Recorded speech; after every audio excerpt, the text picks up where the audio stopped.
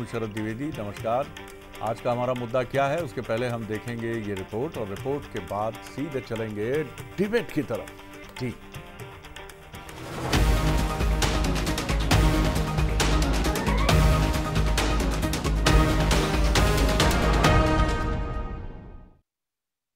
अगर गलती से भी कांग्रेस का विधायक, वैसे होने वाला नहीं है लेकिन गलती से भी आ जाता है यहां पर, तो एक ईंट किसी के गांव में नहीं लगने वाली, ये समझ लेना आप सब। कार्तिकेय सिंह चौहान के इस वायरल वीडियो पर पूर्व मुख्यमंत्री और कांग्रेस के दिग्गज नेता दिग्विजय सिंह ने सोशल मीडिया पर पोस्ट करके उनको नसीहत दी। उन्होंने सोशल मीडिया साइट एक्स पर लिखा कि पिता शिवराज सिंह चौहान से सीखो, आप मेरे बेटे ही नहीं पौत्र के समान हैं। साथ ही दिग्विजय सिंह ने एक्स पर कार्तिकेय सिंह का वीडियो भी पोस्ट किया। दिग्विजय सिंह के बाद उनके विधायक बेटे जयवर्धन सिंह ने भी कार्तिकेय को सकारात्मक रहने की सलाह दी। मेरी राय है कार्तिकेय बड़ा होनहार युवा है, लेकिन इस तरह का बयान देकर वो अपना खुद के पैर पे कुल्हाड़ी मार रहा है, क्योंकि उसको सीखना चाहिए अपने पिताजी से। उन्होंने कभी इस प्रकार का बयान दिया है क्या? वो ऐसी बातें रखें जो सकारात्मक हो, नकारात्मक ना हो। एक युवा के नाते उनको बात करनी चाहिए विकास के बारे में, आगे कौन कौन से काम होने चाहिए हैं बुधनी में।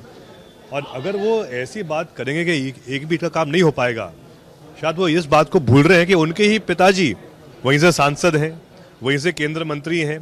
तो क्या अगर कांग्रेस जीतती है तो क्या शिवराज सिंह चौहान जी मंत्री के रूप में, सांसद के रूप में कोई काम नहीं कराएंगे बुधनी में? दिग्विजय सिंह की नसीहत के बाद कार्तिकेय सिंह चौहान का बयान भी सामने आया। कार्तिकेय ने दिग्विजय को चाचा साहब कहकर संबोधित करते हुए कहा कि अगर वो मुझे फॉलो करते हैं तो मेरे लिए सौभाग्य की बात है। साथ ही कार्तिकेय ने कहा कि 10 साल में आपने ऐसा कुछ नहीं किया जो सीखा जाए।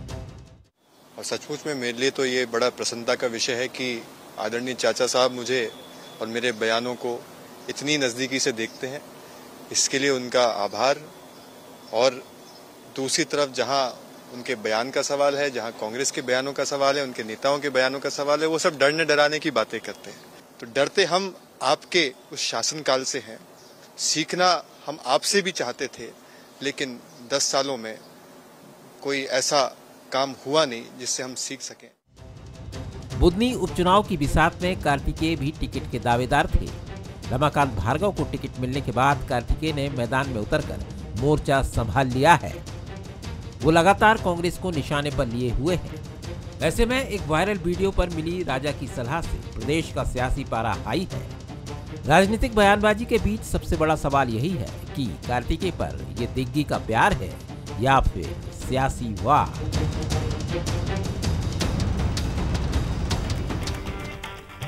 एक बार फिर नमस्कार। तो आज का हमारा मुद्दा है दिग्गी का प्यार या सियासी वार। दिग्विजय सिंह जी की भाषा पर आपने गौर किया?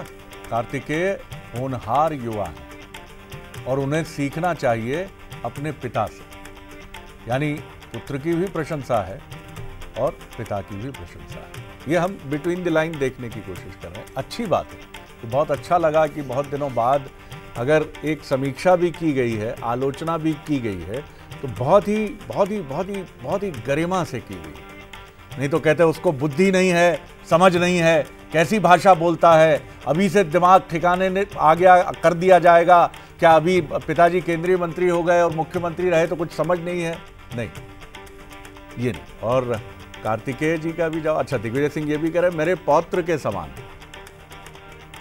मेरे पौत्र के समान। और कार्तिकेय कहते हैं चाचा साहेब को। चाचा साहेब को मैं कहना चाहूँगा कि आप मेरा बयान अपने एक्स हैंडल पे सज्जित कर रहे हैं, इसके लिए बहुत धन्यवाद करता हूं। मेरे लिए गर्व का विषय है। ये तो हो गई वो बातें जो बिटवीन द लाइन्स आप कह सकते हैं। अब बात आती है कि कार्तिकेय ने जो कुछ कहा उसमें क्या कुछ गलत है, क्या कुछ सही है, उस पर हम बात करेंगे। पहले बंसल न्यूज़ के सुलगते सवाल देख लीजिए। दिग्विजय सिंह जी की सलाह कार्तिकेय के लिए प्यार है या सियासी वार है? कहीं कार्तिकेय को दिग्विजय सिंह जी की नसीहत शिवराज जी पर निशाना तो नहीं है? और तीसरा सवाल है, क्या कार्तिकेय जी के बहाने दिग्विजय सिंह बीजेपी की अंदरूनी सियासत को टारगेट कर रहे हैं? ये 3 सवाल हैं और जो मेहमान हैं उनसे मुलाकात कर लीजिए। मेरे साथ स्टूडियो में हैं कांग्रेस के सीनियर लीडर और स्पोक्स पर्सन रवि सक्सेना जी, बहुत स्वागत करता हूं आपका। और साथ ही हैं Manoj Saini, executive editor political affairs, और अभी लौटे ही हैं वो बुधनी उपचुनाव से, तो ताज़ा अपडेट उनके पास है। और साथ ही हैं डॉक्टर दुर्गेश केसवानी, बीजेपी के प्रवक्ता, उनका बहुत स्वागत है। मनोज, आज दिन भर इस घटनाक्रम की बुधनी में खासतौर पर चर्चा रही होगी। आप एक पॉलिटिकल एनालिस्ट के तौर पर कैसे देखते हैं कि इसमें क्या है? प्यार है, वार है, रार है, तकरार है, क्या है? सर जी, इसमें ना तो रार है, न वार है, न तकरार है, इसमें प्यार है। और जब वो आप जिस बयान का जिक्र कर रहे थे, बयान को ही जब हम सुनेंगे तो हमें ऐसा लगता। और कई बार होता है कि जब राजनीति में आप अपने कदम बढ़ा रहे होते हैं और किसी बड़े नेता की सीख मिल जाए, अब उसमें वो डांट भी सकते हैं, जैसा उन्होंने कहा कि पौत्र है, लेकिन तरीका सलीका दिग्विजय सिंह जी जानते हैं कि मुझे कहाँ कब कैसे बोलना है, और उनकी बात को तो कोई भी बड़ी गंभीरता से लेता है। उन्होंने उसी अंदाज में कहा है, तो उसमें मुझे तो प्यार नज़र आता है। लेकिन जितना मैं आज देख पा रहा था, चर्चा थी इस बयान की, पर जब मंच पर मैं कार्तिकेय चौहान को देख रहा था तो मुझे कहने में कोई शक नहीं है कि वो समझ रहे राजनीति को, सियासत को। जहाँ तक शिवराज जी के बेटे की सवाल जो उन्होंने कहा, तो मुझे तो लगता है कि उनके पूरे भाषण में आज भी शिवराज जी का पुट ही नज़र आ रहा था। उन्होंने अपने पिता को ही कहीं आगे बढ़ाया होगा, क्योंकि संयम भी है, धैर्य भी है और कहने का तरीका सलीका भी है। पर ये राजनीति की बड़ी टेढ़ी मेढ़ी रास्ते होते हैं। इसमें कई बार हम ऐसे कुछ बयान कह भी जाते हैं जो चर्चा का विषय भी बनते हैं, बाद में चिंता भी बढ़ाते हैं। तो मुझे लगता है वो चिंता फिक्र शिवराज जी को भी थोड़ी सी होगी, कार्तिकेय जी को भी होगी।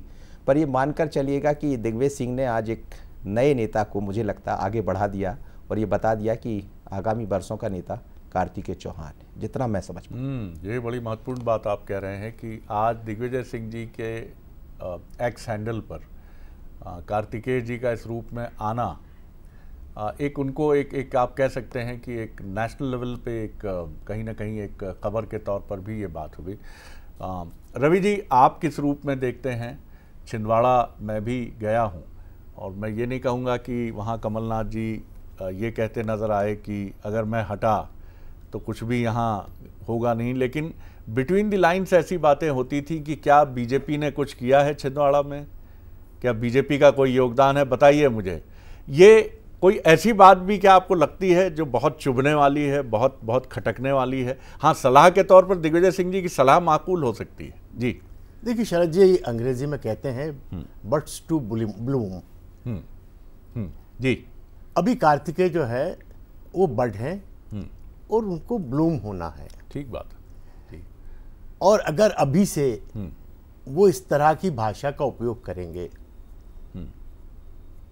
जो कि मैं समझता हूं कि एक तानाशाही भाषा है या एक गर्वोक्ति है, वो ठीक नहीं है। क्योंकि माननीय दिग्विजय सिंह जी ने भी कहा कि आपके पिता से सीख लो, उन्होंने भी कभी इस तरह की भाषा का उपयोग नहीं किया है।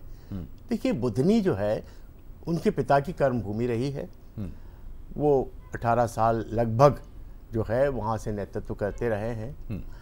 जो कुछ भी बुधनी में है वो हम सब जानते हैं, पर ये भी हम मानते, जानते और पहचानते हैं कि शिवराज जी ने वहाँ पर लगातार जीत हासिल की है। आज रमाकांत भार्गव भी आए हैं, पर वो भी एक तरह से शिवराज जी के ही रिप्रेजेंटेटिव के रूप में सामने हैं। तो कार्तिकेय अगर राजनीति में आना चाहते हैं, बढ़ना चाहते हैं, अपना कुछ वजूद दिखाना चाहते हैं, तो उनको उसी विनम्रता के साथ बात करनी पड़ेगी जिस विनम्रता के साथ शिवराज जी करते हैं। और राजनीति में विनम्रता का कोई पर्याय नहीं है। आप विनम्र रहेंगे, डाउन टू अर्थ रहेंगे, ग्रास रूट के लोगों के साथ गले से गले मिलकर उनकी समस्याओं का हल करने के लिए उद्यत होंगे, तो निश्चित रूप से आपको माइलेज मिलेगा। पर अगर आपने घमंड दिखाया, अभिमान दिखाया कि आपने हरा दिया तो हम यहाँ पर एक ईंट भी नहीं लगेगी विकास की, this is not the language. ये बिल्कुल भी भाषा ठीक नहीं है और इस तरह की भाषा का उपयोग कार्तिकेय को नहीं करना चाहिए। मैं भी एक बड़े भाई के रूप में उनको ये सलाह देना चाहता हूँ, अगर उनको राजनीति में आना है, कदम बढ़ाना है, अपनी पहचान बढ़ाना है, अपने पिता से अलग हटके कुछ नया, कुछ उनको मार्ग प्रशस्त करना है, तो उनको इस तरह की भाषा से परहेज करना चाहिए। आपने भी बहुत डिग्निटी से अपनी बात कही, बिल्कुल सही है। एक युवा को इससे सहमत असहमत हुआ जा सकता है, जो व्यक्ति अपनी बात कहता है, क्योंकि कार्तिकेय, मैं ये नहीं कहूँगा कि राजनीति में उनकी परिपक्वता बहुत ऊपर है, लेकिन वो इमेच्योरिटी के उस लेवल पे भी नहीं है कि आप ये कहें, लेकिन उन्हें इस तरह की सलाह की ज़रूर, मुझे लगता है कि वो जो बात हमारे यहाँ कही भी गई है कि निंदक नीरे राखिए आंगन कुटी छवाए, तो इन तमाम चीज़ों को उस कॉन्टेक्स्ट में भी देखना बहुत ज़रूरी है। डॉक्टर दुर्गेश केसवानी जी, कांग्रेस का अभिमत है, जैसा दिग्विजय सिंह जी ने कहा और रवि सक्सेना जी भी काफ़ी डिग्निटी से उन्होंने अपनी बात कही कि मैं भी उनको एक बड़े भाई और मार्गदर्शक की तरह ये कहूँगा, राजनीति में आए अच्छी बात है, लेकिन भाषा में वो टोन नहीं होना चाहिए जो टोन खटकने वाला हो, या एग्रेशन की तरफ जाता हो, या गर्व की तरफ जाता हो, दर्प की तरफ जाता हो, या कहीं मोनोपोली की तरफ जाता हो। क्या कहेंगे आप? देखिए, कहीं कोई अग्रेशन नहीं था, कहीं कहीं मोनोपोली नहीं था, और न ही कहीं घमंड की जो बात कर रहे हैं या जो अहंकार की बात कर रहे हैं, वो शरद जी कहीं से लेकर कहीं तक नहीं है। क्योंकि जब हम एक कार्यकर्ता के रूप में, चूंकि बीजेपी में बूथ से लेकर प्रधानमंत्री, माननीय प्रधानमंत्री तक सब कार्यकर्ता भाव से ही काम करते हैं, और उस कार्यकर्ता भाव से जब हम बैठते हैं आपस में, जब विचार विमर्श करते हैं, तो निश्चित रूप से इस तरह की बात आती है। अब दिग्विजय सिंह जी ने वो अपना जो बंटाधार युग था उसको छोड़ के उन्होंने सलाह मशवरे की बात कर दी। रवि भाई हमारे बैठे, उन्होंने भी सलाहें देने का काम कर दिया, पर जिस विकास की बात हो रही थी वहां पे, उसकी तो बात कर ही नहीं रही है। विकास, उन्होंने ये कहा कि कांग्रेस कभी भी विकास का पर्याय नहीं रही है।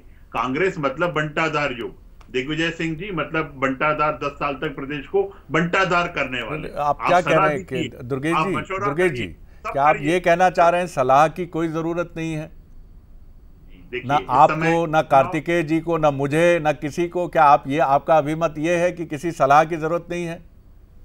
नहीं शरद जी, आपकी सलाह 24/7 हमें चाहिए। नहीं, आपको याद होगा, आप बहुत विद्वान व्यक्ति हैं, कि युद्ध समापन के बाद प्रभु श्री राम ने लक्ष्मण से कहा था, जो मुख्य प्रतिद्वंदी थे, कि उनके पास जाओ और पैर के पास बैठ के सीखो। ये सनातन है। समाप्त होने दीजिए, उससे पहले ही सलाह मशवरा शुरू क्यों कर दिया इन्होंने? हम भी यही बोल रहे हैं कि युद्ध तो समाप्त होने दीजिए उस चीज का। हम अपनी जनता के साथ 21 सालों से जनता हमें आशीर्वाद देती आ रही मध्य प्रदेश में। उसका कारण यही है शरद जी कि हम जन आकांक्षाओं पे खरे उतरते हैं। अब आप सलाह मशवरा में इन्होंने पूरा समय निकाल दिया, दिग्विजय सिंह जी ने और हमारे रवि सक्सेना ने, बाकी तो सब लोग वहीं बैठे रह गए। अरे हम विकास की बात कर रहे हैं वहां पे। अगर हमारे कार्तिकेय चौहान अगर वो इस बात को वहां पे कर रहे हैं कि एक ईंट भी विकास की नहीं लगेगी, तो सही बात है। कांग्रेस तो कभी विकास का पर्याय ही नहीं रही है। ये सत्ता लोलुपता वाला दल है, सत्ता की बातें करता है और सत्ता ही इनके लिए सब कुछ है। चलिए, रवि सक्सेना जी कुछ कहना चाह रहे हैं दुर्गेश जी, फिर मैं आपका जवाब लेता हूं। बोलिए रवि। आप देख लीजिए, मैंने, माननीय दिग्विजय सिंह जी ने, माननीय जयवर्धन जी ने जिस तरह की भाषा का उपयोग किया और जिस तरह की भाषा दुर्गेश जी बोल रहे हैं, इससे साफ जाहिर है कि कहीं ना कहीं घमंड और अभिमान सर चढ़ के बोल रहा है। विकास की अगर बात करते हैं दुर्गेश जी, तो मैं आपसे सवाल करता हूं कि गोपालगंज से लेके बक्तरा तक, आपको तो शायद उस कॉन्स्टिट्यूंसी का मालूम नहीं होगा कि उस कॉन्स्टिट्यूंसी में क्या है। मैं तो उसका 3-4 बार प्रभारी रहा हूं, मुझे एक एक गाँव, एक एक तालुका, एक एक कस्बा मालूम है। आज भी सड़कें उखड़ी पड़ी हैं, वहाँ का किसान त्राही त्राही कर रहा है, वहाँ की ज़मीनें आज भी प्यासी हैं, वहाँ का युवा आज भी बेरोजगार है। और आप विकास की बात कर रहे हैं, वहाँ विनाश के अलावा हुआ ही क्या है? वहाँ विनाश के अलावा हुआ ही क्या है? मैं तो आपके चैनल पे बहुत विनम्रता से पूछना चाहता हूँ, दुर्गेश जी मेरी बात को पूरी कर। आप जब बात बोलते हैं मैं बोलता नहीं, प्लीज आप मत बोलिए प्लीज। नहीं, ये भाषा ठीक नहीं है। रवि जी आप बहुत संजीदा राजनेता है। सड़कें ढूंढना पड़ती थी। चलिए बोलिए दुर्गेश जी। मैं आता हूँ रवि जी, आपकी तरफ भी आता हूँ। हाँ बोलिए दुर्गेश जी, बोलिए जल्दी।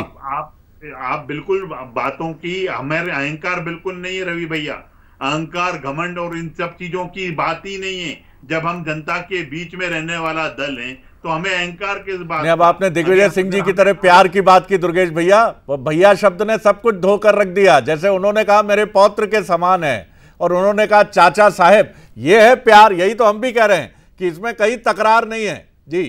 कहीं तकरार नहीं है, मेरे भी रवि जी से कोई तकरार नहीं है, पर अगर विकास की बात ये करते हैं तो ये बड़ा ही मतलब हास्यास्पद लगता है। आप विकास की बात कर रहे हो, आप अभी उठा के बात कर लो। आप, मैं 4 बार वहां का प्रभारी नहीं रहा हूंगा, मैं 4 बार चुनाव नहीं हारा हूंगा वहां से, पर अगर आपको विकास देखना है, सड़कें देखनी है, इंफ्रास्ट्रक्चर देखना है, अगर आपको सिंचाई का रकबा देखना है, मध्य प्रदेश को विकसित राज्यों की श्रेणी में लाना देखना है, तो भाजपा को देखना पड़ेगा। आपको माननीय मोदी जी की गारंटी को देखना पड़ेगा, हमारे मुख्यमंत्री डॉक्टर मोहन यादव जी के कमिटमेंट को आपको देखना पड़ेगा कि हम सतत जनता के बीच में रहने वाला टाइम आगे बढ़ रहा है, विकास की बात कर रहे हैं जी। 10 सेकंड में बोल लीजिए रवि जी। मैं केवल एक ही बात कहना चाहता हूँ, दुर्गेश मेरे मित्र भी हैं और मैं इनसे बहुत प्यार व्यार भी करता रहता हूँ, पर मैं इनसे एक ही बात कहता हूँ कि ये जो पहले ये शिव चालीसा पढ़ते थे, फिर मोदी चालीसा पढ़ने लगे और अब मोहन चालीसा पढ़ते हैं, तो इनके पास विकास का कोई बात है नहीं ना एक काम में बहुत। दुर्गेश प्लीज थोड़ा चुप भी रहा करो, थोड़ा चुप भी रहा करो, चुप भी रहा करो। नहीं सुन रहे हैं, उनकी निश्चल हंसी बता रही है, आपको बड़े प्रेम से सुन रहे हो। देखिए दुर्गेश जी, मैं तो बंसल चैनल, जो कि इस मध्य प्रदेश का ही नहीं हिंदुस्तान का बहुत सम्मानित चैनल है, उसके माध्यम से आपसे पूछ रहा हूं, एक काम ऐसा बता दीजिए जो शिवराज जी ने बुधनी में किया हो और जिसकी वजह से वहां के युवाओं को रोजगार मिला हो, किसान को वहां पर उसकी फसल का उचित दाम मिला हो। एक काम बता दीजिए। ये आज का विषय नहीं है, इस पर हम डिबेट कर लेंगे, अभी बहुत मौके आएंगे। विकास पे ही तो हो रही है। बुधनी उपचुनाव के कहा क्या कि एक भी विकास की ईंट नहीं लगेगी। अरे भाई, विकास की ईंट लगाओ ना। चलिए मनोज जी से पूछो, मनोज मैं आपकी तरफ आ रहा हूं। विकास की ईंट लगाई है कि नहीं लगाई है? मैं आपकी तरफ आ रहा हूं। ये फिर मैं इस बयान की तरफ लौटता हूं कि ये जो बयान है, इसमें बड़ी महत्वपूर्ण बात ये है कि रवि जी ने भी जिस तरह से बात की, उसने भी बड़े मुझे लगा कि ये शैली कभी 30 साल पहले, 40 साल पहले भारतीय राजनीति का बड़ा हिस्सा होती थी। मुझे याद है कैलाश जोशी जी ने एक बार कहा कि हमारे दौर में जब हम विधानसभा चुनाव में प्रतिद्वंदी से मिल जाते थे तो एक दूसरे के गले भी मिलते थे, छोटा है उम्र में तो पैर छूता था, और अभी रायपुर में आपने देखा कांग्रेस प्रत्याशी ने बीजेपी के सीनियर लीडर्स के पैर छुए। ये परंपरा आगे बढ़नी चाहिए और सलाह आनी चाहिए। मैं नहीं कहता कार्तिकेय सिंह चौहान ने जो कुछ कहा है उसमें क्या गलती है, उसको ढूंढा जाएगा बिल्कुल, क्योंकि इससे ना मैं मुक्त हूं, ना आप, ना कोई पॉलिटिकल पार्टी, ना इस देश की कोई भी लीडिंग पर्सनैलिटी। यही लोकतंत्र है। लेकिन आप क्या देखते हैं इसमें कि ये परंपरा जिस तरह से कहा गया, उसका जवाब दिया गया, इसने क्या राजनीति के लिए भी एक पैरामीटर आज के दौर की 24 की राजनीति के लिए सेट किया, जहां बहुत हल्के शब्दों का प्रयोग होता है? बिल्कुल सर जी, आप ठीक कह रहे हैं और इस तरफ मुझे लगता है कि ध्यान देने की आवश्यकता भी। आप देखिए कि जयवर्धन सिंह जब शिवराज जी मुख्यमंत्री थे तो दिग्विजय सिंह जी लेकर गए थे और जयवर्धन सिंह ने भी शिवराज सिंह जी के पैर छुए थे। तो ये वो दोनों नेता, चाहे हम दिग्विजय सिंह जी की बात करें, शिवराज जी के पास तो तमाम अनुभव है, अडवाणी है, अटल बिहारी वाजपेयी है, कुशाभाऊ ठाकरे, जिनसे उन्होंने सीखा, और वही संस्कार स्वाभाविक रूप से कार्तिकेय में दिखाई देते हैं। लेकिन निश्चित रूप से कुछ वर्षों में हमने ये देखा है कि यदि यही बयान, कभी कार्तिकेय को आपने ये नहीं देखा कि बहुत तेज गाड़ी से वो निकले और लोगों को अच्छा नहीं लगा, तो इस तरह की चीज़ें उनके भीतर नहीं देखी। लेकिन कई राजनेताओं के पुत्र या बेटे जो नए आते हैं, उनके मन में ये भाव कहीं दिखाई देता है। ये सच है कि बोलने के पहले थोड़ा सा और धैर्य आना चाहिए, जिसकी जरूरत है राजनीति में। पर एक बयान इसका एक और आशय निकालिएगा शरद जी कि यदि कार्तिकेय चौहान मंच से ये कह रहे हैं कि कहीं कांग्रेस यहाँ गैन कर गई तो फिर ईंट नहीं लगेगी, तो क्या ये कहीं बीजेपी की चिंता भी बढ़ा रहा है? क्योंकि मैं फील्ड से आ रहा हूँ, लोगों से बात कर रहा था, लंबे अरसे की बात। ये देखिए, ये बड़ी महत्वपूर्ण बात आपने कही है। और उस बयान का पूरा संदर्भ क्या है जी? क्या कोई सरपंच जी, क्योंकि वो जो बयान दे रहे हैं वो कह रहे हैं सरपंच जी आप मुझे बताइए, मैं आपसे पूछ रहा हूँ, तो क्या वहाँ कुछ ऐसे नारे लगे थे जो बीजेपी की चिंता बढ़ा रहे थे? क्या वो नारे भार्गव जी की वहाँ से उम्मीदवारी को लेकर चिंता पैदा कर रहे थे? और उस चिंता की वजह से, क्योंकि वहाँ जो जन समुदाय था उसकी भावना भी कुछ वैसी दिख रही थी, और उसको काउंटर करने के लिए, मैं जस्टिफाई नहीं कर रहा हूँ उनके बयान को, वो बिल्कुल सही है कि वो इस उम्र में है जहाँ उन्हें सलाह मिलनी चाहिए, उनके अगर कहीं कोई करेक्शन की ज़रूरत है तो करेक्शन होना चाहिए, ये तमाम चीज़ें अपनी जगह बिल्कुल परफेक्ट हैं। लेकिन उस बयान के पहले का संदर्भ हमें स्पष्ट नहीं है कि वो के क्या कोई एक उस आवेग में आकर उन्होंने ये बात कही, क्योंकि ये चीजें छिप जाती हैं, जो कह दिया जाता है हम उसी पर चर्चा मनोज करते रह जाते हैं। जी बिल्कुल शरद जी, और वहां देखने को मिला, देखिए जब टिकट का वितरण हुआ तो कुछ चीजें, जैसे आज भी मैं देख रहा था, कुछ नेता नाम नहीं लेना चाहूंगा, लेकिन उनको मनाने का प्रयास किया जा रहा था, जहां मुख्यमंत्री जी बैठे थे या बाकी लोगों को अंदर ले जाने का प्रयास किया जा रहा था कि वो उनके पास जाकर बैठे और ये समझ आ जाए कि हम सब एकरूपता के साथ चुनाव लड़ रहे हैं। तो मुझे लगता है ये चिंता का विषय है, और इसी को कार्तिकेय, चूंकि लगातार अब शिवराज जी तो है नहीं, उन्होंने कहा मैं झारखंड चले जाऊंगा, लौटूंगा नहीं, इसका मतलब ये कि चुनाव कार्तिकेय चौहान लड़ेंगे रमाकांत की तरफ से। पर ये समझने की जरूरत है, ये बहुत लंबे अरसे के बाद वहाँ दिखाई दे रहा है कि कांग्रेस ने भी अच्छा कैंडिडेट वहाँ पर दिया है, और भारतीय जनता पार्टी की भी, देखिए जीत हार का अंतर लाखों में है, तो मैं ये नहीं कहता कि क्या होगा, लेकिन कहीं ना कहीं चुनाव अच्छा दिखाई दे रहा है, और वही बात शायद कार्तिकेय अपने मंच से कहना चाह रहे होंगे, समझाना चाह रहे हैं। क्योंकि ये महत्वपूर्ण ये भी है कि आप किस तरह से जीतते हैं, क्योंकि कॉन्स्टिट्यूंसी वो बीजेपी का गढ़ है, जैसा रवि जी ने भी एक्नॉलेज किया कि बीते करीब 1.5 दशक से ज़्यादा समय से वहाँ से भारतीय जनता पार्टी के प्रतिनिधि के तौर पर शिवराज जी आगे बढ़ते रहे। मैं थोड़ा अलग सवाल कर रहा हूँ रवि जी, इसको किसी और परिप्रेक्ष्य में मत समझिएगा कि इशू को डाइवर्ट करने की कोशिश है, हटाने की कोशिश है। बिल्कुल आपका कहना सही है, सीखना चाहिए, चाहे मैं हूँ चाहे कोई भी हो, हमें सलाह मिलनी चाहिए, वो हमें अच्छी लगे बुरी लगे, लेकिन हमें उस पर हमारा रिएक्शन बहुत संतुलित होना चाहिए। आपको और क्या लगता है, आज की राजनीति को आप भी बहुत मैच्योर तरीके से, और सुभाष यादव जी के साथ आप बहुत रहे हैं, जो बहुत ही बेमिसाल नेता के तौर पर मैं उनको देखता हूं, उनकी शालीनता मैं याद करता हूं कि वो किस तरह के स्टालवर्ट दिग्गज नेता रहे, जबकि उनको उनके वाजिब हक से काफ़ी वंचित, खैर छोड़िए उसको। आप और क्या कहेंगे इस विषय पर? जी नहीं, देखिए मैं शुरू से मैंने ये बात कही कि देखिए कार्तिकेय जो है, अगर उनको राजनीति करना है और राजनीति के मैदान में उन्हें अगर अपनी पहचान बनाना है, अपने आप को स्थापित करना है, तो निश्चित रूप से उनको अपने पिता से सीख लेना पड़ेगी, डाउन टू अर्थ होना पड़ेगा, भाषा में विनम्रता रखनी पड़ेगी। और जब जनता के बीच में आप जा रहे हो, और जब आप कहीं ये कह रहे हो कि अगर कांग्रेस पार्टी जीत गई, यही बात बताती है कि आप में कितनी घबराहट है। कांग्रेस पार्टी वहाँ जीतने की और अग्रसित है, ये आपने आज पहले दिन ही बता दिया कि कांग्रेस पार्टी वहां जीतने जा रही है। अगर जीतने जा रही है तो भैया देखना विकास की कोई ईंट नहीं लगेगी। ये आपकी घबराहट है, ये आपने आज ही मान लिया कि कांग्रेस पार्टी वहां पर जीतने जा रही है, और उसी की घबराहट में कार्तिकेय ने इस तरह की भाषा का उपयोग किया है। दुर्गेश जी, इसकी जरूरत क्यों पड़ी? कांग्रेस ये जो सवाल उठा रही है, मनोज भी लौटे हैं, वो ये नहीं कह रहे हैं कि वहाँ बीजेपी के लिए कोई बहुत गहरी चुनौती है, लेकिन चुनौती है, ये मनोज की बातों से भी समझ में आ रहा है। कैंडिडेट जिस तरह का दिया गया है, तो बीजेपी, भाई क्रिकेट हो या चुनाव हो, दोनों गेम ऑफ ग्लोरियस अनसर्टेनिटीज़ हैं, अनिश्चितताओं के खेल हैं, और यही वजह है कि बहुत बड़े बड़े उलटफेर भी हमने हर बार हर चुनाव में देखे हैं।